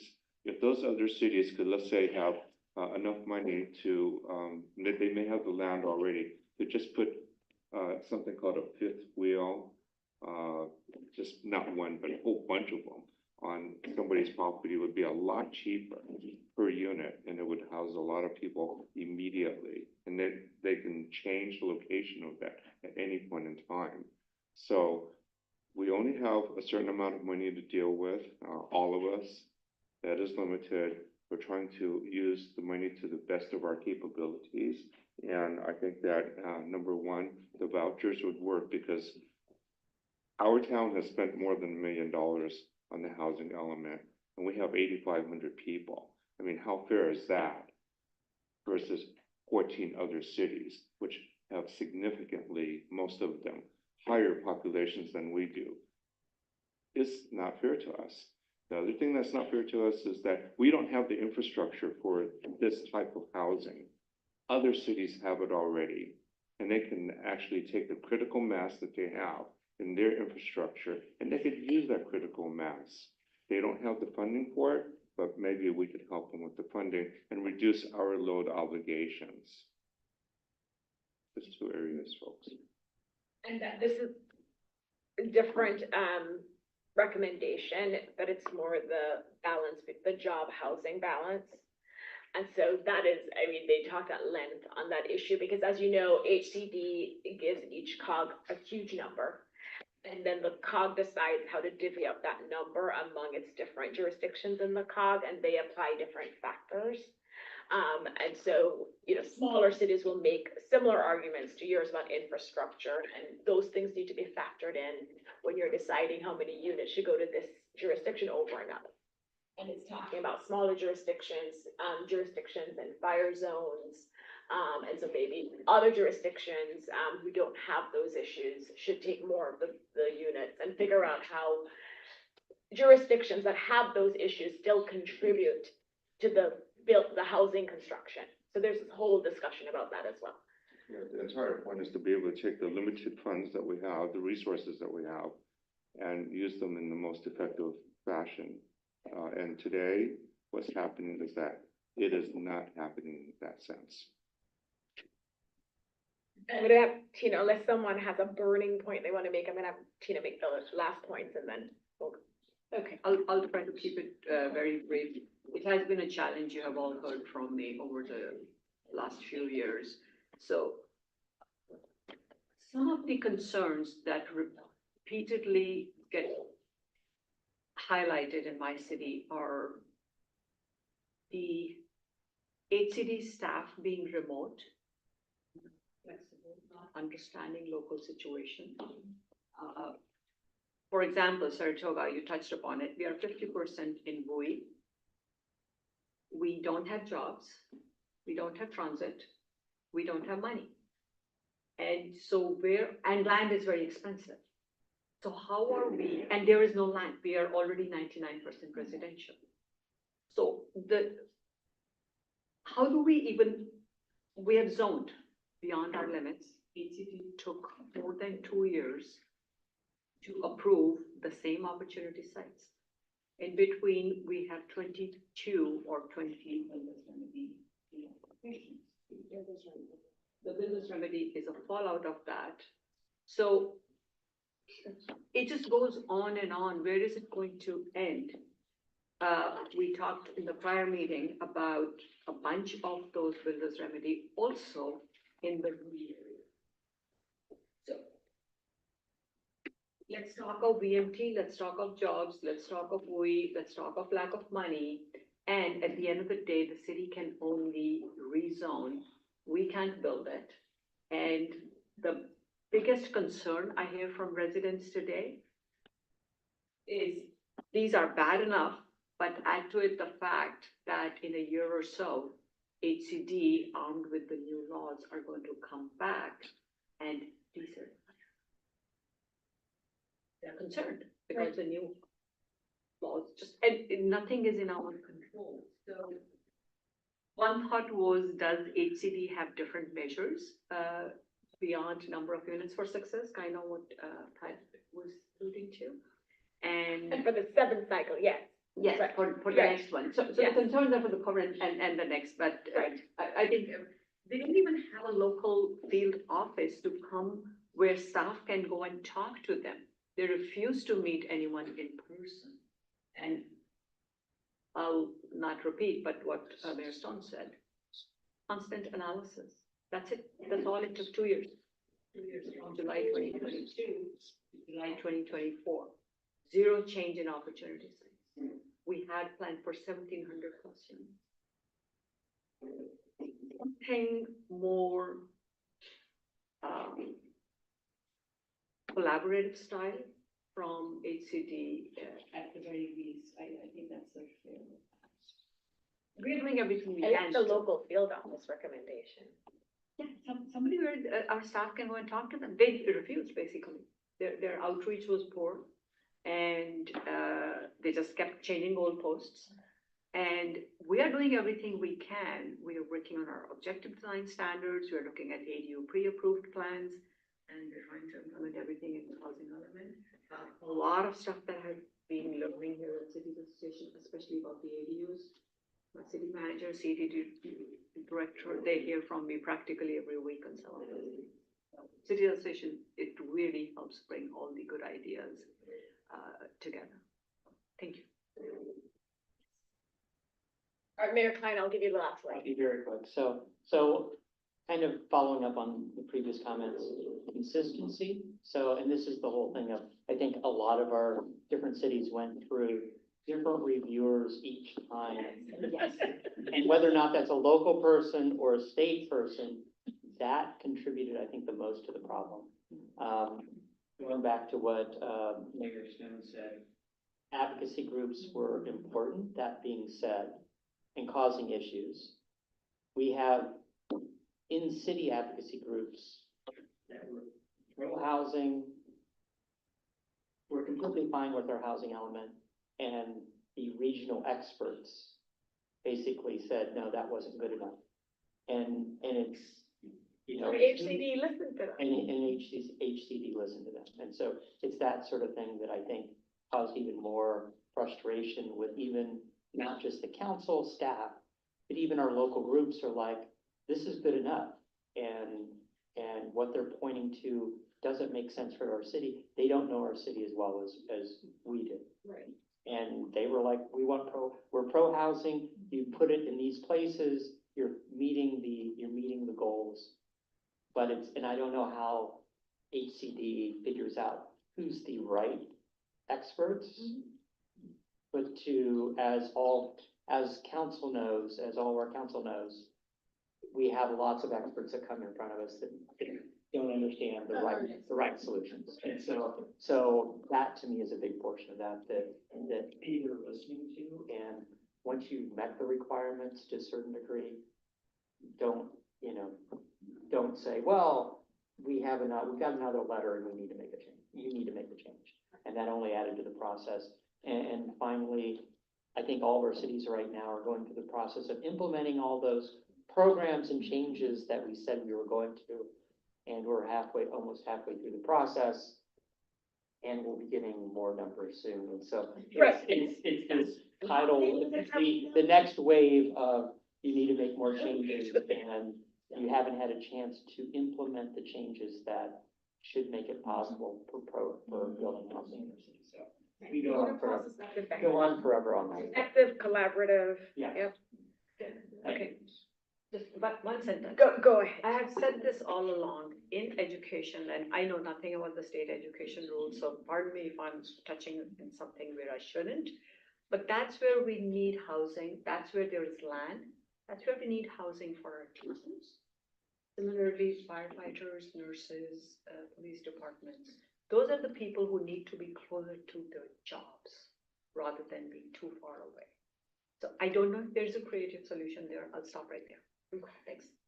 Certainty, we should have, I'm waiting too, because we shouldn't have this sense of uncertainty every time we deal with them. We should have a reasonable expectation that when we go through this process, there would be a reasonable time frame in which these get approved. And if they go beyond that reasonable time frame, We don't get penalized. we don't get penalized. I agree. And those I agree. companies don't. Because we were done on time. Yes. Yeah. No, thank you all. We'll put together a letter. If you think of anything else, feel free to email Shali, because we will send a letter. Because to your point, a lot of the recommendations are more at the regional level, and I think it's important for local jurisdictions to really say what we experienced locally, and here are the changes that we think need to be made. So thank you all so much. Any public comments online, Shali? None in the room. Mr. Preminger. Okay, so next we'll move to our elections, and I'll turn it over to Shali. Thank you. So since this is an action item tonight, there is a staff report in your packets. So I just want to very briefly go over how the bylaws have established the executive committee, how the nominating committee is established, and how we come up with this list. So the nominating committee this year consisted of President Nisa Fliger, First Vice President Larry Klein, and Cupertino Mayor Sheila Mohan. The nominating committee put out a call for applications. And so all the applications received are in your packet. All right. And the slate was presented at our October 10th Board of Directors meeting. So you had a month to think about it. And so what we're going to do tonight is we are going to take nominations from the floor. So I'll go over the slate, and if there are any nominations from the floor, we will pull that position from the slate and vote on it separately. And we'll vote on the slate with whatever uncontested positions there are. So, and I should say that the slate of officers that we're presenting tonight does meet the membership requirements as set forth in the bylaws. So for president, we have Larry Klein, who is the mayor of Sunnyvale. First vice president, we have Tina Walia, council member from Saratoga. For second vice president and LAC chair, we have J.R. Fruin, who is currently the vice mayor of Cupertino. For secretary/treasurer, we have Elliot Scazola, council member from Campbell, who is online. And for immediate past president, of course, we have Nisa Flagger from Los Altos. So that is the slate, and now I'll open it up. Would anyone like to nominate anyone or themselves from the floor?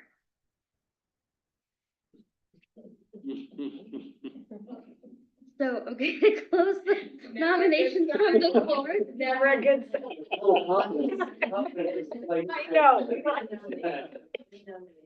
Let's see it. You don't.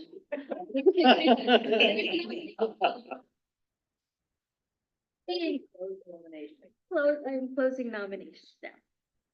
So, may I get a motion to approve, is it approve? The slate? Elect, sorry. To elect the slate of officers as presented. I would so move. Second. Hey, sorry, I'm just writing down your names. Motion to elect the slate of officers as presented was made by Rosemary Kamai, seconded by Javed Elahi. All in favor? Aye. Any opposed or abstain? Great, the motion passes unanimously. And as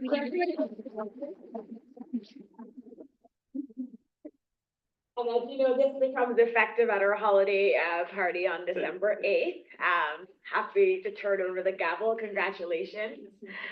Mayor Klein, congratulations. First Vice President Tina Walia, Second Vice President, Vice Mayor Fruin, and welcome, Elliot. Congratulations on your election. And someone had asked, I just want to remind everyone what the bylaws say. We can have up to two, because you just voted on the executive committee. We can have up to two executive committee members who are not board members. So for example, I am now an executive committee member, but it's possible in my city that someone else serves on the board for Los Altos. We will make sure to manage the executive committee once all the votes have been counted in the cities and we see who's going to be elected in the different cities, to make sure that we don't have more than two executive committee members who are not board members. So for example, Elliot can be on the executive committee, but he won't necessarily be the Campbell board member. They may have someone else. Someone had asked, so I just wanted to clarify that, because not everybody reads the bylaws. Any questions, public comment in the room or online? Nothing online. All right, well, congratulations again. Oh, go ahead. Oh, your speech. So thank you. You know, I was actually president only 4 years ago. But of course, that was a rather odd year, that all the things that we planned at the beginning of 2020 immediately were thrown out the window, and we dealt with COVID. So I just want to say thank you for allowing me to be president again in 2025. But also, I know that there will be some of you that won't be here. There's changing roles within. If you have issues that you would like us to undertake next year, you know, definitely there will be lots of issues to look at. But if you have certain things that are important for your city that you want this organization to be looking at, you know, we talked a little. We had SVCE here earlier tonight. that came from this. So if there's great ideas, if there's, you know, certain things that you want us to focus on, bring it up now and we'll add it to the list. And, you know, whatever this board looks like in January when we finally meet, we'll prioritize accordingly. But for me, it's making sure that everybody feels heard, and that to me is important. So hopefully, you know, things will go smoothly in 2025. And, but I love this organization. I think we are able to do a lot of great things here and set the course from, you know, making an influence on the county level and on the state level to a large degree. And I think that's one of the best things about being part of here. So, thank you. Just make sure we don't have COVID too. I- That again, yeah. No, thank you. Thanks, Larry. All right, so with that, we will move to the next agenda item, and this one is quick. It's just the January meeting, and we do this every year at our November meeting where we need to change our January meeting because of a VTA meeting and a CASCC conference. And so the proposal is really to move our January meeting, instead of having it on the second Thursday like we normally do, for only January, because the new board coming in January will set the rest of the 2025 calendar. But in January, we want the board to approve moving the meeting to the 5th Thursday, because fortunately this year we have a 5th Thursday, so it worked out well. So moving our board meeting to the 5th Thursday in January, and we'll also have our city selection committee meeting on that Thursday. And then the first, as touching is if you're going to be LAC chair. And we anticipate having the first LAC meeting in February. So with that, if no questions. So we are talking, I'm dealing with a city council retreat date schedule issue. Okay. So we are talking the board meeting and the city selection committee meeting on the 30th. Yes. 30th. Yeah, that last Thursday in January. It's an extra Thursday. Okay, and LAC will be in Feb, not in Jan. Yes, the first LAC meeting of the year. Okay. And the good thing about that date is also all of our councils will have finalized who's on the council and hopefully what the IGRs are, who's going to what. So when we're doing city selection at that meeting, you know, figuring out who your new council members are and what their interests might be for what we have open at the beginning of next year. So. It worked out well that we got that extra Thursday. Yeah, so my second comment is this is not in the agenda, but since I do need to sort out my council retreat date, after this meeting, can I talk about the EC meeting in January? Because I'm running into a flash date. Let's talk about that offline. After the meeting. Oh, yes. After this Yes, meeting. yes. Thanks. I just wanted to say this to JR and Elliot, Larry Ellery's on it. Okay. Are we a Brown Act body yet, the new EC? So with that, no public comments. We'll look for a motion to approve changing the January meeting to January 30th. So moved. Second. Okay, motion to move the January 2025 board meeting to January 30th, 2025 by Klein, second by Kamei. All in favor? Aye. Any opposed? Any abstentions? Motion, oh, okay, thank you. But motion passes unanimously with one abstention. Thank you. All right, so we'll move to the LAC review and wrap up, and I'll turn it over to outgoing Chair Walia. Yes. Sorry. That's why you were checking the mirror. Okay, I'll try to keep this very brief. I just did this like 2 hours ago, an hour and a half ago. It has truly been an honor for me to serve as a LAC chair this year. It has stretched my working and thinking capacity. I learned new language, and it was great to work with and think about all the cities that are represented here at the county. We at LAC worked and focused on the board's 5 priority areas: public safety, mental health, sustainability, resiliency, housing, homelessness, and older adults. We had 6 meetings prior to today. There was a lot of discussion on multiple bills. Looking back, it was great to have 9 guest speakers. Right in January, we kicked off the year with a 2024 legislative outlook discussion by Renee Public Policy Group Managing Director Dane Hutchins, and an overview of LAC by Lisa Fleiger, the board president. After that 5 meetings, we had guest speakers discussing state bills, and those speakers included Senator Josh Becker, Assembly members Berman, Lowe, and Pellerin. We also had SVCE CEO Monica Padilla, Benna Chang, Director of Government and Legislative Affairs there. And one of the great introductions for me personally was to meet Carly Shelby, still haven't met her in person, Senior Associate at Townsend Public Affairs. She came, thank you, Mayor Stone, for introducing me to her. She was very helpful in multiple ways, including coming to discuss artificial intelligence bills in August. And she came today to give an overview of all the bills that we took positions on. So we engaged with the local educators. We sent position letters, which is the direct influence in Sacramento. And I am very proud to say we went as a JPA in those letters for the first time.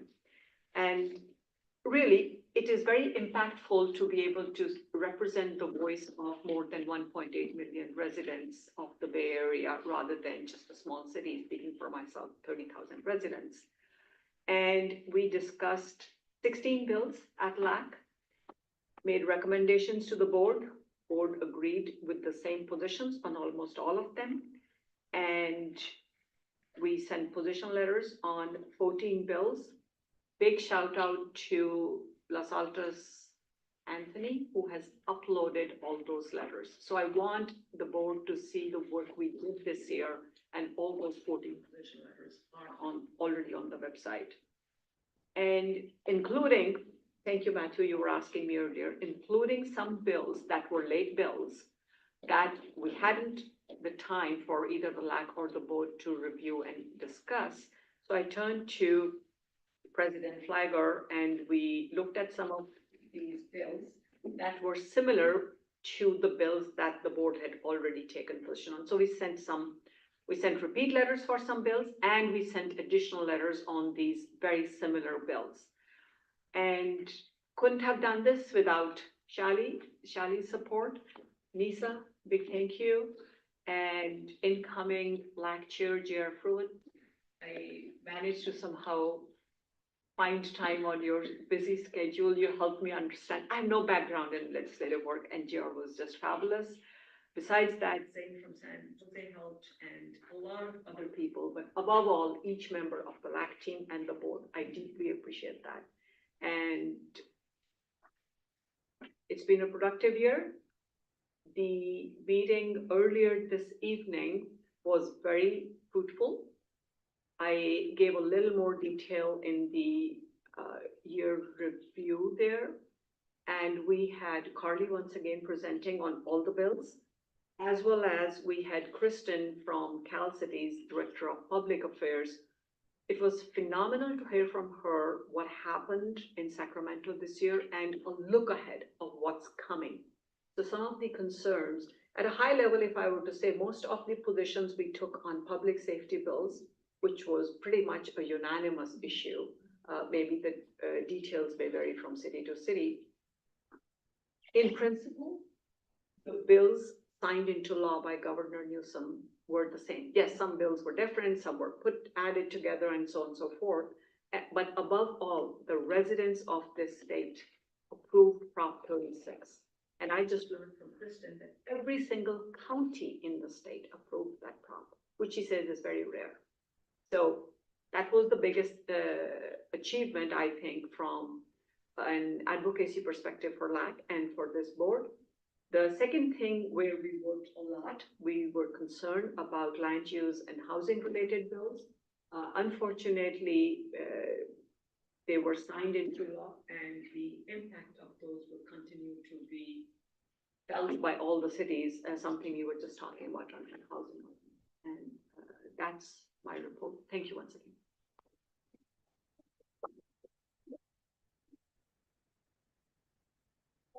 Say more at the holiday party, Tina, but thank you on behalf of the Cities Association. I know how much time you put into it. And what I really enjoyed was watching how much you were growing and learning and enjoying the process. So look forward to showering you more with thanks, but thank you so much. Well done, well done. Any public comments in the room or online? Okay, well, we will move to the City Managers Association update, and I'll turn it over to Gabe. One of the first updates I gave this group was on the nominations for the Leadership Academy, which I thought had more visibility. But what that is every city nominates one or two people from within their organization that are emerging leaders or up and comers, and they get a city manager sponsor as a group through the City Managers Association. And then they go to work on a topic that's outside of their area of expertise. And I gave that update when it started. We just had graduation 3 weeks ago and final presentations Wednesday. So that group went through the same year process as we did. We had some really good topics this year on AI. I think the most impactful one we had was on veteran suicide and a lot of issues that we didn't know about in the county. So we really enjoy as city managers supporting that program. And hopefully if you have any questions, your city managers know a lot about it. It was started by Frank Bennis, former city manager in Palo Alto, and he's really put a lot of time, effort, and energy into it. And it's been really impactful for all of our organizations. So I wanted to report back the other side of my bookend, I guess. Great, thank you. Any questions, comments? Public comments in the room? Fine. Thank you, Gabe. All right, we'll now turn to Shali for the Executive Director's update. Yeah, so the key thing that I'm working on now is the holiday party. So I'm very excited because I got to do a walkthrough of the restaurant and talk to the event manager there and the event manager at the street market. So I think it's gonna be a really fun evening. The invitations are going out tomorrow. I sent one invitation to each city council and city managers. I do expect this event to sell out. And we are capped by the restaurant at 75.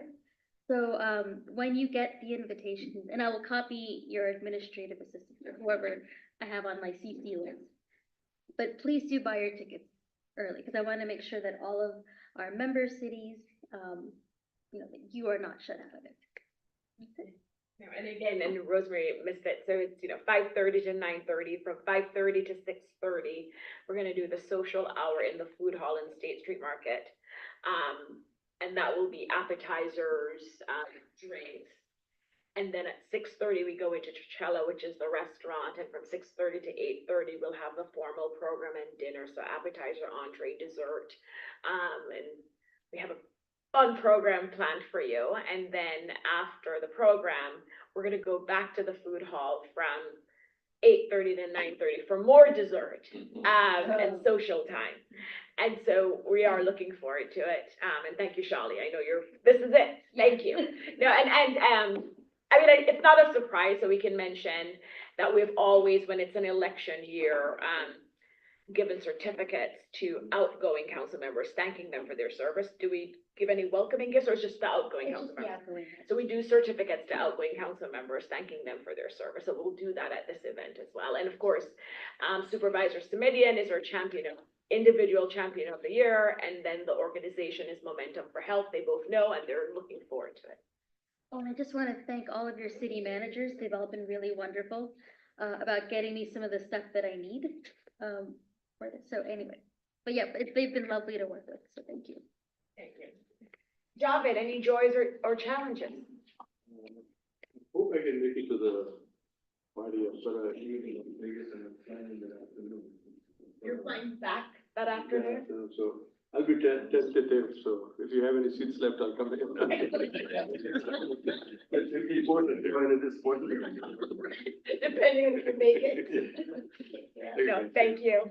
All right, so let's start. Margaret, Joy's challenges. Joy's. Yeah. Trying city.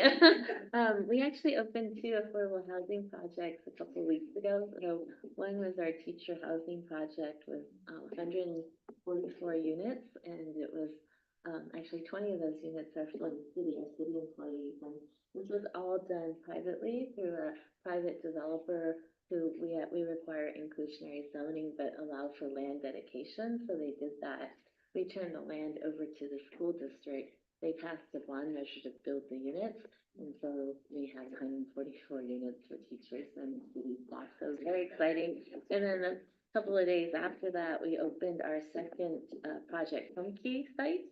So parking is a big hotel, it's a hefty hotel in Antonio, and we converted it into, I think it's 69 units of affordable transitional housing. So yeah, that was exciting. Challenges, I checked, and I mentioned this last meeting. So we have a challenge, we have 5 builder remedy projects. We will be seeing our first one at our next meeting next Tuesday.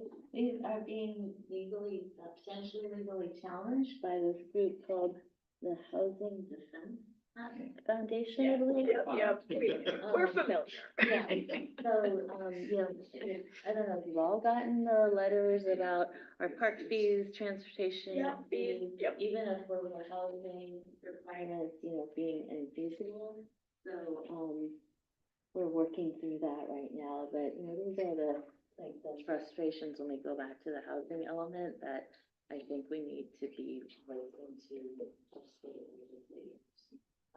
Along with, I think I saw it for Sunnyvale, but we had to, you know, take out our minimum parking requirements, for residential development. We just saw something on that, Gabe. We just did it on Monday. The problem with that is that things like bike parking and EV charging station parking, disabled parking, all of that is also eliminated. And so, you know, car share parking, so it's like, what are we doing here? And I brought this up yesterday at our Bay Area Housing Finance Authority meeting, but this is just crazy, you know, just ridiculous. So I hope that next year, you know, the city association will speak out and start advocating, because it just doesn't make sense, the whole process. So that's my challenge. You started with children.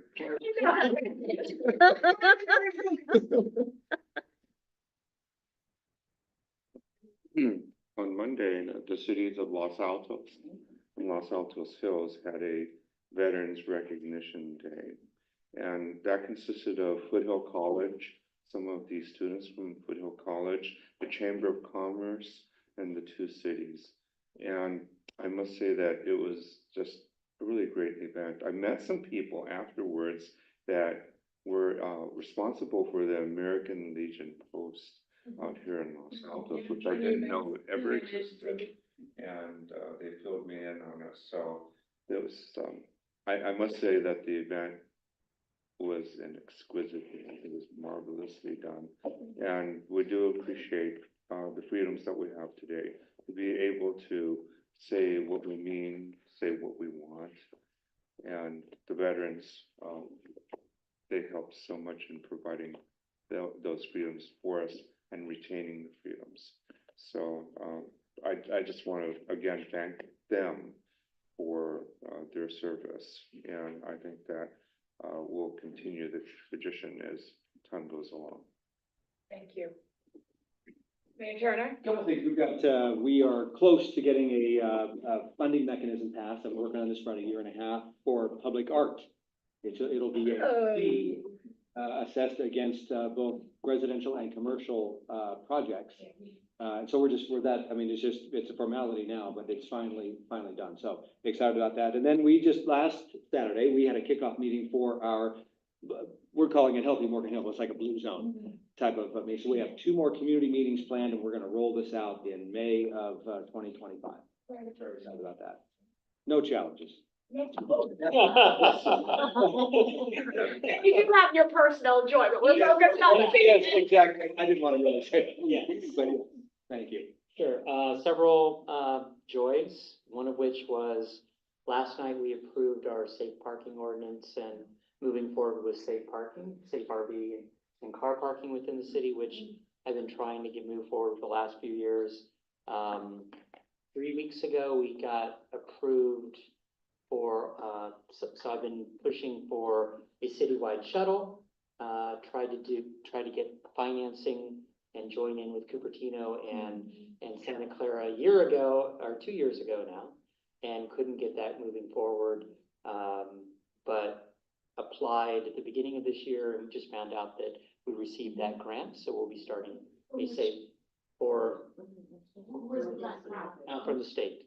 So there's an EPA 100% grant, and then there's a state 50% matching grant. We got at least the 50% matching grant, 5 years, it's an $8 million project, so there's putting at 4.1 million from a state standpoint. So that's something I've been working on for a long time now. I ran on it 4 years ago when I was first running for mayor, but finally to see this actually happening. And then 2 weeks ago, out of the blue, the Biden-Harris administration announced that Sunnyvale was selected for the second Chips for America R&D facility in the U.S. And don't know really fully what that entails, you know, What will happen. or what will happen and whether or not it will move forward, but at least, I think even the next administration wants to move things within the U.S. And so this was kind of the West Coast location for that. So we'll see how that goes. And similarly, there's always challenges, but nothing. Yeah, exactly. No, congratulations. Thank you. I guess not a big deal, but we finally got in place our steel bridge overcrossing after several attempts and it didn't fit. To connect our trail along Las Gatos Creek, overcrossing over 17. So we will have a new access shortly. I'll be one of the first people on it. So. And other great joy is our new town manager started, and Chris Constantine, and I'm sure you'll all have a chance to meet him. We're absolutely delighted with his background in finance and public safety and his connections to our community. So we're really in a good spot. That's great, thanks, Matthew. Yeah. Saratoga is a smaller city, so really, I can't even think of anything that comes to this level. But the joy is in the community, and this is the time of year when we have a lot of community events. Halloween, we always have 20 years in a row. Our former mayor, Jill Hunter, has been having that event, Witchy Walk for Children. And it's a roaring success. It brings a lot of people to our little downtown. Kids dress up and we hand out candy. The store owners hand out candy. And then we'll have something around Thanksgiving and then the first week of December. So a lot of joy. Just love to look at it, look for it within our community. Thank you. Well, my joy, it's bittersweet, but it's been a joy being able to serve with you all this year.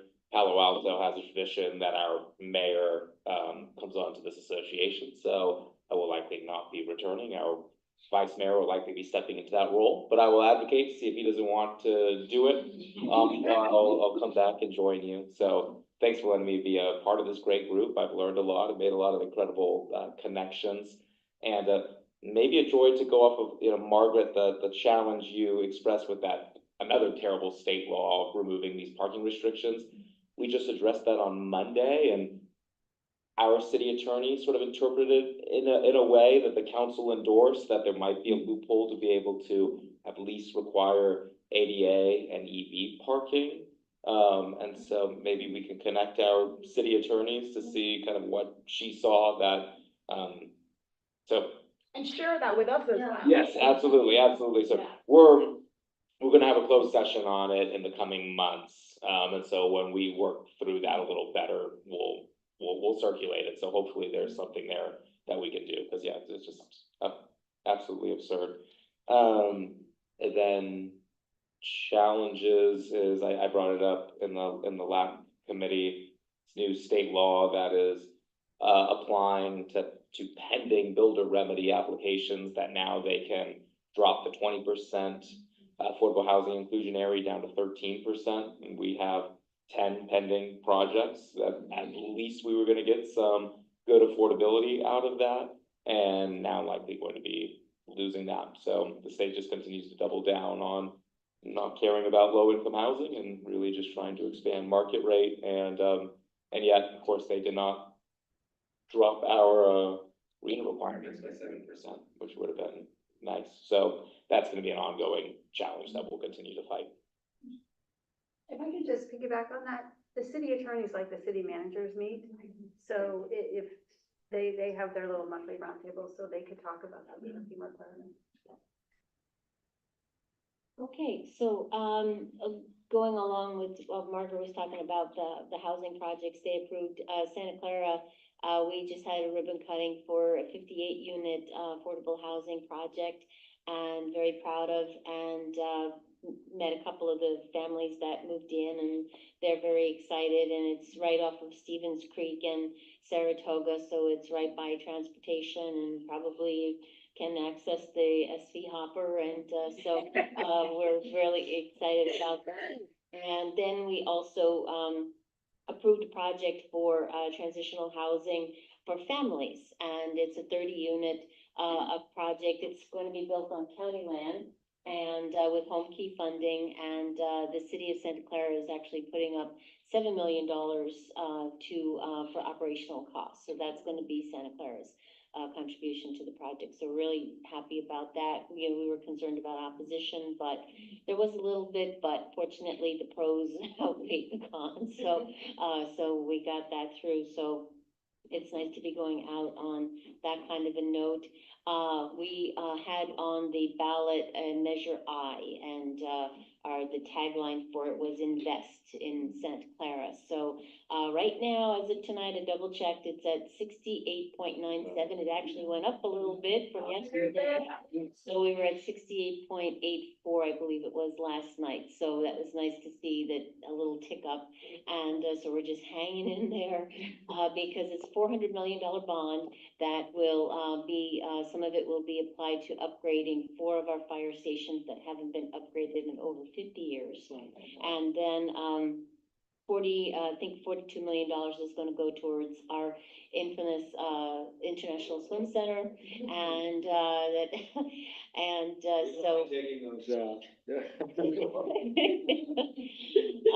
and then, you know, of course, the rest will go towards, you know, some towards libraries, the parks, and of course, you know, the infrastructure and the roads. And so anyway, we're just keeping our fingers crossed that that number just stays up there above 66.7.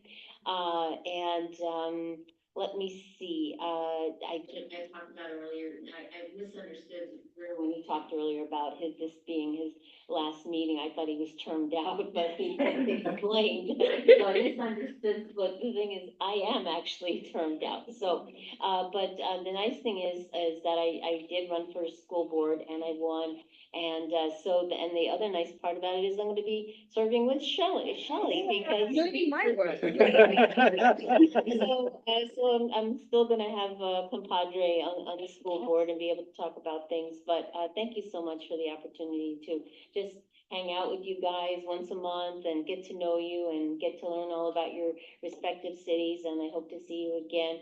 And I just have one last request. Could I keep this? No, thank you, Kathy. Are you coming to the holiday party? I'll be there, of course. All right, Yes, thank you. Jer? Two joys. So the first one is perhaps a little bit more personal. Almost, you should all know Hung Wei, I'm sure. We've been on this board for a number of years at this point. Her tumor has reduced by 60%. She is doing considerably better, so we're all looking forward to her returning to the area and being able to be an active part of the community again. The other major joy is something that probably got swallowed up in a lot of election news, but about a month ago at this time, we successfully settled a massive case with the California Department of Tax and Fee Administration. And we'll be able to rescue from a terrible clawback about $75 million worth of money that we've had to squirrel away for a little over a year at this point. So Sheila shared some of that at last meeting. Yeah. So it wasn't that buried. Sunshine. They're very good, but it's that much of a joy that it's worth sharing. Right. You mentioned My city will not go bankrupt. And then the less said about challenges, the better. Yeah, thanks. Yeah, let's not talk about challenges in the city of San Jose. So I'm gonna focus on the joy. And this is a time of year that I love. I love Thanksgiving and all the food and everybody, friends and family coming together. Christmas in the park is already setting up. I love it. I really think that it reminds me of a lot of things to be thankful for, right? And so the holidays are the best time. So the next 2 months, no matter what happens, I'm gonna focus on all the goodness, because let me tell you, we're gonna need it. Yeah. On many fronts, on many, many fronts. And I think that we need to remember to be kind to each other, right? And sometimes when things get all messed up, you kind of like get into hairball, and you need to remind yourself, at the end of the day, think of your humanity. And that's what I'm gonna focus on, is the good stuff. So I'm looking forward to the party and the food and what's coming ahead, right? And I know for some of us it's turning the page, but I think that there's a lot of joy in some of the things, at least locally, that has happened. And so I think that we're gonna be all right. Well said, and that's how we're gonna end our meeting. We'll adjourn our Cities Association meeting at 7:21. I'm good. Thank you all. See you on December 8th. Thank you, Elliot. Yes.